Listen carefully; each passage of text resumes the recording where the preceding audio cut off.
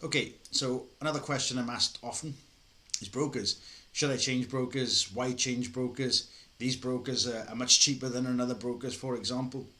Now, the problem for me with picking brokers purely based on price is most retail traders with small accounts tend to assume that cheaper prices actually mean a better service. For me, that's actually not the case. A lot of the time, you need to start looking first at where these guys are regulated. Are they even regulated in the first place? And if these things are not ticked off, and you can't find if these guys are actually regulated in a certain jurisdiction that's comfortable for you, then avoid them really at all costs. A lot of companies have been set up recently in areas such as Cyprus or the Dominican or the Cayman Islands, and that's again another area of concern.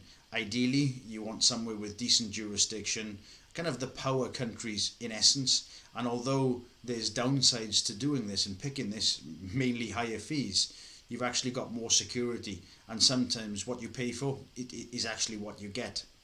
Now, another area for me is the use of things like Trustpilot.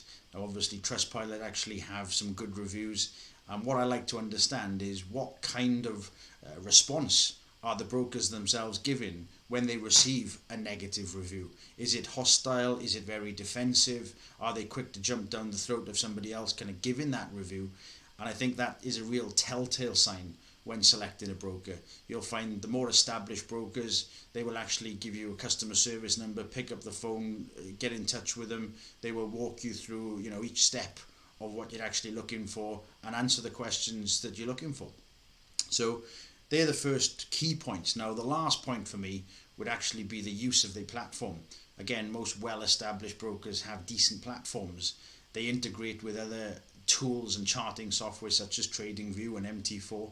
So if you find that you have a broker that's offering very cheap fees but will only allow you to trade within their portal, again, it's another sign to say, look, leave them where they are and look for another broker. So I hope that helps.